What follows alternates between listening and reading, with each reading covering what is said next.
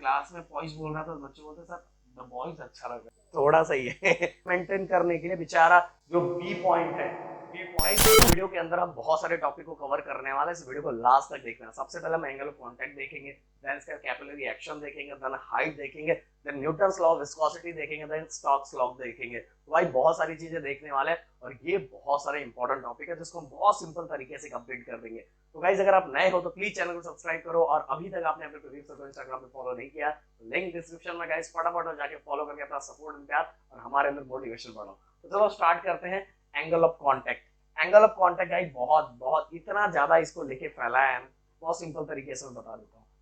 ये हमारा एक बीकर है, इसके अंदर मैंने लिक्विड डाल के रखा हुआ है और लिक्विड का जो सरफेस है ओके वो इस तरह का है, इस तरह। तो इसमें एंगल ऑफ कांटेक्ट कितना होगा तो ध्यान रखो, ये लिक्विड का लेयर और ये हमारा सॉलिड पार्ट, ये दोनों के बीच में ये टेंजेंट ड्रॉ कर रहा हूँ और हमेशा एंगल इनसाइड द लिक्विड होता है, मतलब अंदर की तरफ होता है, ये थीटा।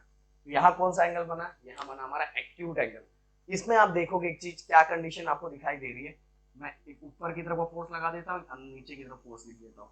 आप सभी को दिख रहा है अगर लेयर अंदर की तरफ दबा हुआ है तो मतलब ऊपर का फोर्स ज्यादा है, तो कहने का मतलब हमारा जो एडिसिव फोर्स है वो ज्यादा है कंपेयर टू हमारे कोहेसिव फोर्स के कंपैरिजन में। तो जब भी एडिसिव फोर्स ज्यादा होगा कोहेसिव फोर्स के कंपैरिजन में, जो हमारा एंगल ऑफ कांटेक्ट होगा वो होगा हमारा acute angle of contact. Clear, ये देखो यहाँ होगा when adhesive force is greater than cohesive force then the angle of contact theta ध्यान दो, theta less than 90 means acute angle। Clear. अब दूसरा हम लोग ले लेते हैं, मैंने बीकर लिया, इसके अंदर जो लिक्विड का सरफेस है वो इस तरह का है।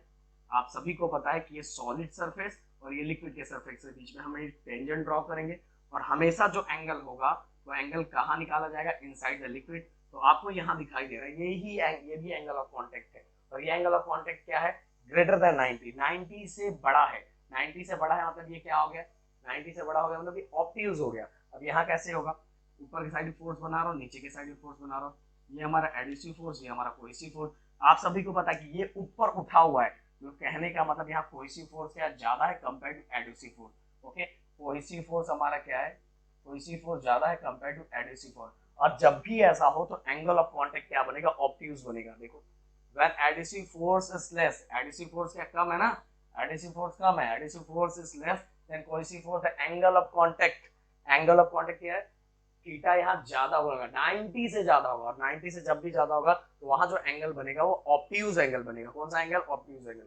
अब चलते एक ऐसा केस जिसमें कुछ भी नहीं है मतलब अब जो लिक्विड का सरफेस है फ्लैट एकदम हॉरिजॉन्टल है, मतलब ऊपर भी फोर्स नहीं, ऊपर का फोर्स मतलब हमारा एडिसिव फोर्स इक्वल टू हमारा कोहेसिव फोर्स, दोनों इक्वल है। और जब दोनों इक्वल होता है तो यहाँ जो थीटा है, एंगल ऑफ कांटेक्ट कितना होता है, 0 डिग्री होता है। कितना होता है, 0 डिग्री। तो भाई ये क्लियर कर लो, अच्छे से समझ लो, जब हमारा हॉरिजॉन्टल मतलब कोहेसिव और एडिसिव फोर्स दोनों इक्वल है तो थीटा इक्वल टू 0 डिग्री रहेगी। और जब एडिसिव जो हमारा क्या है, ये वाला केस, एडिसिव ज्यादा है और कोहेसिव कम है तो एंगल ऑफ कांटेक्ट कितना रहेगा, एक्यूट रहेगा। बट एडिसिव क्या है, एडिसिव कम है और कोहेसिव ज्यादा है तो एंगल ऑफ कांटेक्ट क्या हो जाएगा, ऑब्ट्यूज एंगल, मतलब ग्रेटर देन 90 डिग्री। तो भाई ये सभी क्लियर कर दिया और आपके दिमाग में फिट भी हो गया हो। तो चलो चलते हैं, उसके पहले हम कुछ मंगाएंगे स्पेशल चीज और अंजलि से ही मनाएंगे क्योंकि उनका नाम अंजलि है तो हम कुछ जलाएंगे। अंजलि को बोलो कुछ लाने के लिए जल्दी। तो भाई ले लेते हैं, लेके आओ अंजलि, जल्दी लेके आओ जो मैंने मांगा। तो गाइस अब हम देखने वाले कैपिलरी एक्शन, और कैपिलरी एक्शन आपने कहीं ना कहीं घर में देखा होगा। तो भाई ये देखो, अंजलि को बोला आरो लेके आ गया है, ये देखो आरो इधर आओ एक मिनट, आरो आ जाओ आरो, ये आपको दिख रहा है, ये दिया जलता हुआ दिख रहा है। दिए के अंदर गाइस हमने ऑयल डाला हुआ है, क्या डाला हुआ है, ऑयल। क्या डाल, अच्छा थोड़ा सा ही है मतलब ऐसे ही जल रहा है थोड़ा सा, क्योंकि उसके अंदर जो हमने कापूस डाला हुआ उसके अंदर तेल लगा हुआ है इसलिए वो जल रहा है। तो गाइस आप क्या समझ रहे हो, देखो यहाँ ना ऑयल ग्रेविटी के अपोजिट डायरेक्शन ऊपर की तरफ बढ़ रहा है, जबकि यहाँ हमने कोई मशीनरी कुछ भी यूज नहीं किया, फिर भी लिक्विड ऊपर नीचे से ऊपर की तरफ जा रहा है, नीचे से ऊपर की तरफ। अगर मुझे पानी नीचे से ऊपर भेजना है तो मुझे क्या क्या यूज करना पड़ता है, मशीन यूज करना पड़ता है। इलेक्ट्रोमोटिव फोर्स यूज करना पड़ता है, बट गाइस यहाँ तो ऐसा कुछ नहीं, फिर भी लिक्विड हमने नीचे रखा हुआ, वो ट्रेवल करके ऊपर जा रहा है, देखो ये ऊपर जा रहा है और दिया हमारा ऊपर जल रहा है। तो ऐसा क्यों? ओके, लिक्विड राइज ऊपर की तरफ क्यों होता है? ये सभी रीजन होते हैं कैपिलरी एक्शन के कारण। ओके, तो कैपिलरी एक्शन के कारण चीजों को हम देखने वाले हैं। आरो हम ये देखने वाले हैं कि तेल नीचे है, फिर भी ऊपर ट्रैवल करते हुए कैसे जा रहा है और दिया कैसे जल रहा है, आज हम ये समझने वाले हैं। ओके, तो चलो इसको देखे जाओ, ना काम खत्म हो गया। तो भाई ये जो है ना, ये भी कैपिलरी एक्शन ही है। तो चलो फटाफट फटाफट। सो गाइस, आपने अभी देख लिया कि कैपिलरी एक्शन होता क्या है, मैंने क्लियरली बता दिया। अब हम देखने वाले हैं कि ये चीजें कि कैपिलरी ट्यूब के अंदर लिक्विड कब राइज होता है और कब किस कंडीशन में लिक्विड क्या होगा उस कैपिलरी ट्यूब के अंदर फॉल होगा। आप बोलोगे सर ये कैपिलरी ट्यूब क्या होता है? पर कैपिलरी ट्यूब मतलब वही कि मैंने क्या किया हुआ है, एक मिनट इसको, हाँ, मैंने एक बीकर लिया, उस बीकर के अंदर ये लिक्विड है, ये जो स्मॉल डायमीटर वाला मैंने एक ट्यूब यूज किया है जिसका दोनों एंड क्या ओपन है, जिसमें किसी कंडीशन में लिक्विड उसके अंदर राइज होता हुआ दिखाई देता है और किसी कंडीशन में फॉल होता हुआ दिखाई देता है। और इसका डायमीटर बहुत छोटा होता है, दोनों एंड पे क्या होता है ओपन होता है, और यही होता है हमारा कैपिलरी ट्यूब। और गाइस ये पूरा कंप्लीट नोट्स आपके अपने टेलीग्राम पे आपको मिल जाएगा, तो प्लीज जाके टेलीग्राम खुद का आपका 12th साइंस का प्रदीप गिरी ट्यूटोरियल का टेलीग्राम फटाफट फटाफट करके ज्वाइन कर लो गाइस। तो चलो समझाता हूँ, देखो एक झटके में ये पूरा कॉन्सेप्ट एक झटके में हम समझा देंगे कि कैपिलरी ट्यूब के अंदर लिक्विड राइज कब होगा, और फॉल वाला मैं आपके ऊपर छोड़ के जाऊंगा, तो प्लीज प्लीज प्लीज आप जरूर कमेंट में लिखना कि सर फॉल इस तरह से होगा। तो चलो बताता हूँ, मान लो मैंने एक बीकर लिया हुआ, उस बीकर के अंदर मैंने कैपिलरी ट्यूब रखा हुआ है। ओके, कैपिलरी ट्यूब है ये हमारा, और इस कैपिलरी ट्यूब के अंदर लिक्विड है, और इस ट्यूब के अंदर ना हमें कुछ टाइम के बाद लिक्विड राइज होता हुआ दिखाई देता है। ऐसा क्यों होता है गाइस? तो देखो मैं आपको बताना चाहूंगा कि इसमें आपको क्लियरली एक डायग्राम दिख रहा है, इस डायग्राम के अंदर आपको ये दिख रहा है, ये देखो इस तरह का ट्यूब के अंदर इस तरह से लिक्विड का सरफेस है, और ट्यूब के बाहर बीकर के अंदर लिक्विड का सरफेस इस तरह से बना हुआ है। ओके, इस तरह से बना हुआ है, इस तरह से बना हुआ है। ओके, अब गाइस जहां इस तरह से बना हुआ है, सिंपल सी बात है कि ऊपर के साइड प्रेशर ज्यादा होगा और नीचे के साइड प्रेशर क्या होगा, कम होगा। तो ये हो जाएगा प्रेशर ऑफ ए, ओके, और प्रेशर ऑफ बी किस साइड ज्यादा होगा, क्योंकि नीचे दबा हुआ है ना, तो ए साइड ज्यादा होगा। ओके, ये हो गया हमारा पहला पॉइंट। देन इसके बाद गाइस, अब ए और सी दोनों सेम एटमॉस्फेयर में है, इसलिए दोनों में प्रेशर क्या होगा, सेम होगा। तो P of A equal to P of C, ये हो गया। क्लियरली समझो एकदम अच्छे से। देन इसके बाद गाइस, सी एंड डी दोनों में, अभी मैंने आप सभी को एंगल ऑफ कांटेक्ट में समझाया, इसमें जो लिक्विड का सरफेस एकदम प्लेन है, प्लेन है, कैसा है, प्लेन है। इसका मतलब क्या है कि P of C equal to P of D. Okay, ये वाले में। अब गाइस पर हमारा क्वेश्चन है कि सर कुछ टाइम के बाद इसके अंदर लिक्विड राइज होता हुआ क्यों दिखाई देता? भाई मिल गया आंसर, आंसर मिल चुका है। देखो कैसे, आप देखो P of A equal to P of C and P of C equal to, अगर अगर P of A equal to C है, अगर ये दोनों सेम है, ध्यान देना कि अगर ये दोनों सेम है तो भाई ये दोनों भी क्या हो जाएगा, सेम हो जाएगा। तो हम therefore P of A equal to P of D लिख सकता हूं मैं। ओके, क्योंकि देखो भाई ये दोनों अगर सेम है तो ये दोनों भी क्या हो जाएंगे, सेम हो जाएंगे। और इसको दे देता हूं मैं इक्वेशन नंबर 1, इसको दे देता हूं इक्वेशन नंबर 2। ध्यान से देखना, अब इस पी ऑफ ए की जगह पे मैं क्या रिप्लेस कर सकता हूँ, पी ऑफ डी रिप्लेस कर सकता हूँ। तो P of D greater than P of B, मतलब कहने का मतलब कि लिक्विड के अंदर जो डी पॉइंट है, वहां प्रेशर क्या है, ज्यादा है कंपेयर टू जो ट्यूब है, ट्यूब ये वाला ट्यूब, ये वाला। तो यहाँ प्रेशर क्या है, यहाँ प्रेशर ज्यादा है compare to pressure at point B.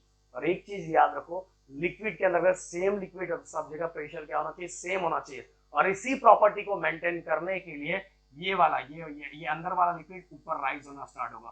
तो ये तब तक राइज होगा जब तक P of D equal to P of B ना हो जाए। समझ में? क्योंकि सेम लिक्विड के अंदर सब जगह प्रेशर क्या होगा, सेम होगा। ये पास्कल बाबा ने बताया था कि एक लिक्विड के अंदर सभी जगह प्रेशर क्या होता, सेम होता। और इसी प्रॉपर्टी को मेंटेन करने के लिए बेचारा जो बी पॉइंट है, बी पॉइंट ये तब तक ऊपर, ये लिक्विड गया अंदर वाले ट्यूब का लिक्विड तब तक ऊपर राइज होगा जब तक P of D equal to P of B ना हो जाए। क्लियर? तो भाई आपको एकदम सिंपल तरीके से समझा दिया, एकदम सिंपल तरीके से। इसीलिए ट्यूब के अंदर लिक्विड क्या होता है, राइज होना स्टार्ट होता है। अब किसी कंडीशन के अंदर ट्यूब के अंदर लिक्विड फॉल भी होता है, बस उस कंडीशन के अंदर जो डायग्राम है तो भाई ऐसा हो जाएगा। और मैं चाहूंगा, मैं आपके ऊपर छोड़ के जाऊंगा कि प्लीज कमेंट में मुझे बताना। मैं बस यहाँ डायग्राम आपको ड्रॉ करके दे देता हूँ।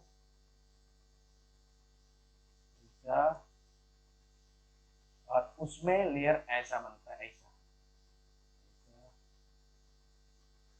अभी ए बी सी डी। अब देखो इसके अंदर ऐसा कहने का मतलब, अब पी ऑफ बी ग्रेटर है किससे, पी ऑफ ए से, इस कंडीशन के तहत। बस मैं इतना बताते कि जाऊंगा। और इस कंडीशन के अंदर लिक्विड फॉल होना स्टार्ट होगा, नीचे ट्यूब के अंदर नीचे जाना स्टार्ट होगा। तो इसका रिलेशन क्या होगा, मैं चाहता हूँ कॉमेंट में लिख के बताओ, बहुत सिंपल तरीके से भाई, बाकी सब सेम है। P of A equal to P of C होगा, ये दोनों सेम, यहाँ जो लिक्विड का सरफेस प्लेन है, मतलब ये दोनों इक्वल होगा। बस इतना आप समझ गए ना, आपका काम हो गया गाइस, काम हो चुका है। बट मैं चाहता हूँ अब थोड़ा इस पर ट्राई करके मुझे बताओ, मैं कमेंट में देखूँ कितने बच्चे इस चीज को बताते हैं। और बाकी यही सब चीजों को यहाँ स्टेटमेंट फॉर्म में लिखा हुआ है, जो आप आराम से देखोगे आपको सभी चीजें क्लियर हो जाएगी। और नोट भाई पूरा का पूरा नोट्स आपको मिल जाएगा। बट मेरे ख्याल से जो कॉन्सेप्ट है वो समझ में आ गया कि लिक्विड राइस कैपिलरी ट्यूब के अंदर कब होता है। अब चलते गाइस नेक्स्ट टॉपिक जो हमारा है वो है हमारा, ये जो लिक्विड राइज हो रहा है ये कितना राइज होगा, ओके कितना राइज होगा, इस लिक्विड का हाइट कितना होगा। अगर मुझे हाइट फाइंड करना है तो उससे रिलेटेड जो डेरिवेशन है वो हम करेंगे। चलो फटाफट, एक्सप्रेशन फॉर राइज और fall of liquid in capillary tube. Same, rise होना या फॉल होना दोनों हाइट ही होता है, और दोनों के लिए जो डेरिवेशन है वो सेम है। तो चलो अब मैं इसको नीचे लेता हूँ, बाकी ये सभी तो कंडीशन है। चलो मैं कंडीशन भी आपको बता ही देता हूँ। इसको इधर ले लेता हूँ। हाँ ये देखो, रेडियस ऑफ कैपिलरी, ये जो हमारा ट्यूब है उसका रेडियस, ये वाले ट्यूब का, ये वाले ट्यूब का रेडियस, ओके। देन इसके height of a liquid column, कितना लिक्विड राइज होगा, ये देखो ये वाला, ये। देन इसका सरफेस टेंशन, इस लिक्विड के ऊपर जो सरफेस टेंशन, जो सरफेस पे जो टेंशन एक्ट हो रहा है वो। देन ये हमारा surface density of the liquid, ऐसा रो बनाना चाहिए, लिक्विड के सरफेस डेंसिटी, ओके क्लियर। अब चलो डेरिवेशन, डेरिवेशन में बहुत अच्छे से देखना मेरे दोस्त, नीचे आ जा, ये भाई ऊपर चला जा, अभी आपको समझेगा। अब देखो गाइस ध्यान से समझना एकदम अच्छे से। अब मान लो इसके अंदर लिक्विड राइज हुआ है, हम ऐसा कंडीशन समझ के चलते लिक्विड राइज हुआ, और जब लिक्विड राइज हुआ है गाइस तो आपको एक चीज पता है कि लिक्विड के ऊपर और कितना राइज हुआ है, ये मुझे क्या करना, मुझे हाइट फाइंड करना, मेरा यही है। तो इस लिक्विड के चारों तरफ पे आप सभी को पता है कि टेंशन एक्ट हो रहा है, सरफेस टेंशन लगा हुआ है। इस सरफेस टेंशन को मैं दो कंपोनेंट में डिवाइड करता हूँ, दो कंपोनेंट में। वर्टिकली जो है, वर्टिकली ये टेंशन को दो कंपोनेंट में डिवाइड कर रहा हूँ। एक है हमारा टी कॉस थीटा, और जो हॉरिजॉन्टल है वो है हमारा टी साइन थीटा। अब आप सभी को पता है कि भाई टी साइन थीटा को तो अपने को लेना देना नहीं है, क्योंकि अपने को हाइट फाइंड करना है, ओके हाइट फाइंड करना, राइज और फॉल, तो हमारा लेना देना बस टी कॉस थीटा से रहेगा। तो टी कॉस थीटा, अब सिंपल सी बात है, ये टी कॉस थीटा ये पूरे पूरे सरकमफेरेंस पे लगेगा, मतलब पूरे लिक्विड के पूरे हर लेयर पे लगने वाला है। हम तो एक ही जगह का लिखेंगे ना, आपको चाहिए तो ऐसा T cos theta T cos theta T cos theta हर जगह का निकाल लो, बट अपने को तो पूरा टी कॉस थीटा निकालना है ना। टी कॉस थीटा, ये टी कॉस थीटा एक ही जगह का हम ले रहे हैं, पर ये पूरे सरकमफेरेंस पे क्या एक्ट हो रहा है, टी कॉस थीटा, मतलब सरफेस टेंशन तो हर जगह है ना, तो हम इसको कैसे लिखेंगे वो बताऊंगा। बट एक चीज याद रखो, T cos theta, T cos theta को बैलेंस कौन कर रहा है, weight of the liquid, okay weight of the liquid. तो T cos theta equal T cos theta, और ये पूरे सरकमफेरेंस पे यहाँ ले लेंगे 2 पाई आर, और इसको बैलेंस कौन कर रहा है, वेट ऑफ अ लिक्विड, मतलब mg। ये रिलेशन है, इसको ध्यान से समझ लेना। इसमें बहुत सारे बच्चे इसको लेके कंफ्यूज होते हैं। देखो यहाँ अलग बनाया हुआ है, ये देखो ये जो बनाया अलग बना के दिया हुआ है ना, यही है हमारा टी कॉस थीटा, और ये टी कॉस थीटा पूरे सर्कमफेरेंस में अपर डायरेक्शन में एक्ट हो रहा है। ये क्योंकि हमने टेंशन को दो कंपोनेंट में रिजॉल्व किया है, एक हॉरिजॉन्टल जिसका हमें लेना देना नहीं है, T cos theta upper direction में, और उसको बैलेंस कौन कर रहा है, वेट ऑफ अ लिक्विड, मतलब mg। और ये जो टी कॉस थीटा पूरे पूरे लिक्विड सरफेस पे एक्ट होगा ना, मतलब पूरे सर्कमफेरेंस वो लिक्विड पे एक्ट हो रहा है, तो T cos theta into 2 pi R, और which is equal to mg। तो चलो डेरिवेशन फटाफट फटाफट फटाफट, चीजें क्लियर हो गई। तो हम पहला relation T cos theta into, पूरा सब जगह एक्ट हो रहा है ना T cos theta, 2 pi R equal to M G हो गया। अब गाइस मैं इसको सीधा लिख लेता हूँ क्योंकि मुझे हाइट निकालना है, तो एम जी इक्वल टू लिख लेता हूँ, मतलब वही है M G equal to T cos theta into 2 pi R, 2 pi R. अब गाइस ये m को मैं रिप्लेस कर सकता हूँ, आप सभी को पता है कि rho equal to mass upon volume होता है ना, तो अगर मुझे मास निकालना है तो मास इक्वल टू क्या आ जाएगा, रो इंटू वी। तो यहाँ भी mass equal to rho into V आ गया, G equal to T cos theta into 2 pi R. हो गया क्लियर। अब आगे ध्यान दो, अब v, ओके, ये हमारा एक सिलेंडर है ना, तो सिलेंडर का वॉल्यूम क्या आता है, pi R square H, pi R square H. तो ये हमारा क्या है, ये वॉल्यूम है, तो वॉल्यूम की जगह क्या लिख सकते हैं, पाई आर स्क्वायर एच। पर सर ऐसा सब कर क्यों रहे हो भाई, इसके अंदर कहीं भी हाइट का एच दिखाई दे रहा था क्या, नहीं दिखाई दे रहा था, इसीलिए हमें डेरिवेशन को तब तक चेंज करना पड़ेगा जब तक वो मुझे एच ना मिल जाए। तो एच मिल गया, तो सबसे पहले मैंने एम को रिप्लेस किया rho into V by using density का फॉर्मूला। फिर इसके बाद वॉल्यूम ऑफ सिलेंडर का फॉर्मूला क्या था, pi R square H, pi R square H equal to T cos theta into 2 pi R. Clear. अब गाइस देखो दोनों साइड से क्या क्या कैंसिल होगा, पहले ये पाई कैंसिल हो गया, कैंसिल हो गया, देन इसके बाद ये आर, एक आर गया, तो यहाँ बस क्या बचा है, यहाँ देखो बचा है 2t कॉस थीटा अपॉन, देखो भाई अपने को h निकालना है तो h हम ऐसे ही रखेंगे, h ऐसे का ऐसे, और यहाँ 2r था तो एक r बचा, एक r बचा, साथ में क्या बचा, रो बचा। क्लियर। तो हमारा 2t rho pi R square H, और ये क्या है t cos theta into 2 pi R. तो भाई इसके बाद हमारा यहाँ क्या बचा, 2t cos theta upon rho H, ये हमारा हो गया h height of the liquid का फॉर्मूला। सो गाइस कभी कभी एग्जाम में आता है कि define Newton's law of viscosity, तो बहुत सिंपल तरीके से डिफाइन कर सकते हैं, या तो इसका एक्सप्रेशन है तो भी सॉल्व कर सकते हैं, बहुत सिंपल, बहुत सिंपल है। क्या है, viscous force is directly proportional to area and directly proportional to velocity gradient dv by dx। जब भी, तो viscous force is directly proportional to area and velocity gradient, जब भी हम प्रोपोर्शनल के साइन को हटाते हैं तो यहाँ दो चीजें लगती है, एक होता है इक्वल और एक होता है कांस्टेंट। तो यहाँ जो कांस्टेंट ले रहा हूँ उस कांस्टेंट का नाम है कोएफिशिएंट ऑफ विस्कोसिटी, या तो इसको पॉइस भी बोलते हैं, ये साइन को क्या बोलते हैं, पॉइस। तो ये हो गया a dv by dx। जब मैं क्लास में पॉइस बोल रहा था तो बच्चे बोलते सर द बॉयज अच्छा लग रहा है। तो अब अगर मुझे कभी कभी, देखो ये तो हो गया हमारा न्यूटन्स लॉ ऑफ विस्कोसिटी, पर एग्जाम में कभी कभी हमें आता है कि डिफाइन कोएफिशिएंट ऑफ विस्कोसिटी, तो कैसे डिफाइन करोगे, देखो इसको ऐसे का ऐसा ही रखो, ये एफ ऑफ बी अपने जगह पे है, ये सब इधर आ जाएगा, एरिया मल्टीप्लाई में इक्वल की साइड है तो डिवाइड में, ये उल्टा हो जाएगा dx बाय dv, और इसके द्वारा आप किसको डिफाइन कर सकते हो, कोएफिशिएंट ऑफ विस्कोसिटी। कभी कभी कोएफिशिएंट ऑफ विस्कोसिटी का यूनिट भी पूछा जाता है, तो ये फोर्स का यूनिट होता है न्यूटन, एरिया का होता है मीटर स्क्वायर, ओके, dx मतलब एक तरह का डिस्प्लेसमेंट ही होता है, देन इसके वेलोसिटी का क्या यूनिट है, मीटर पर second. Clear.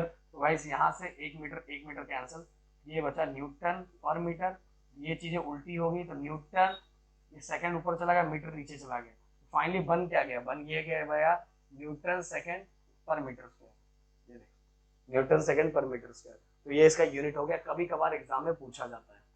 So guys next जो देखने वाले हम देखने वाला स्टोक्स लॉ, बहुत सिंपल है स्टोक्स लॉ, इतना कोई डेंजर नहीं, एकदम आराम से आप समझ सकते हो। क्या है गाइस, देखो ये जो विस्कस फोर्स है, आप सभी को पता है विस्कस फोर्स मतलब लिक्विड के अंदर जो विस्कोसिटी होती है, विस्कोसिटी से जो फोर्स एक्ट होता है किसी भी ऑब्जेक्ट के ऊपर, वो होता है हमारा विस्कस फोर्स।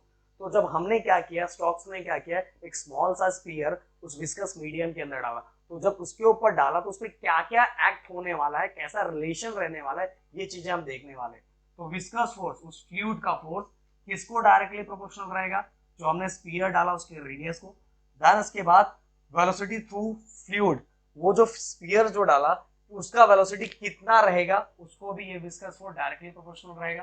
देन उसके बाद कोएफिशिएंट ऑफ विस्कोसिटी मतलब ये पॉइस, ओके। तो सिंपल सी बात है, जितना ज्यादा रेडियस, स्फीयर का रेडियस जितना ज्यादा बढ़ेगा उतना ही विस्कस फोर्स बढ़ेगा, जितना वेलोसिटी जितना ज्यादा होगा उतना ज्यादा विस्कस फोर्स उतना ज्यादा होगा। देन इसके बाद कोएफिशिएंट ऑफ विस्कोसिटी, उस लिक्विड की विस्कोसिटी जितनी होगी उतना ही विस्कस फोर्स भी क्या होगा, ज्यादा होगा, और जितना ये कम होगा उतना ये कम होगा, क्योंकि सब में डायरेक्टली प्रोपोर्शनल का रिलेशन है।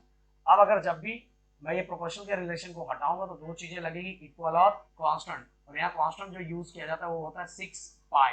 अब बोलोगे सर ये 6 पाई कहाँ से निकाला गया, भाई ये सब प्रैक्टिकली सॉल्व करके ये चीजें निकाली गई है, इसलिए हमें याद रखना है यहाँ जब भी हम प्रोपोर्शनल के साइन को हटाएंगे तो दो चीजें ऐड होगी, एक इक्वल और कांस्टेंट। तो इक्वल और कांस्टेंट यहाँ क्या है, 6 पाई आर बी एंड ये पॉइस मतलब कोएफिशिएंट ऑफ विस्कोसिटी, और यही हमारा स्टोक्स लॉ, बस इतना सा Stokes law. Viscous force is directly proportional to radius of sphere, velocity through fluid and coefficient of viscosity। और जब भी हम प्रोपोर्शनल के साइन को हटाते हैं तो दो चीजें लगती है, इक्वल और कांस्टेंट। इक्वल आप सभी को पता है, कांस्टेंट 6 पाई की वैल्यू, क्लियर। तो भाई यहाँ हो गया हमारा स्टोक्स लॉ। तो भाई आज हमने कितने टॉपिक कंप्लीट किए, हमने सबसे पहले कंप्लीट किया एंगल ऑफ कांटेक्ट, इसके बाद कैपिलरी ट्यूब जो कैपिलरी एक्शन हमने देखा वो कंप्लीट किया, इसके बाद Newton's law of viscosity, then Stokes law, इतनी चीजें कंप्लीट की और क्लियरली आपको समझ में आ गया होगा। बहुत सिंपल सा डेरिवेशन, इसके अंदर कुछ भी ऐसा नहीं, सिंपल सा है, और यही बस एग्जाम में इतना लिखना है, और ये जो नोट्स है आपको ऑलरेडी टेलीग्राम पे मिल जाएगा। तो चलो मिलते हैं नेक्स्ट वीडियो में। Thank you so much guys, जय हिंद दोस्तों।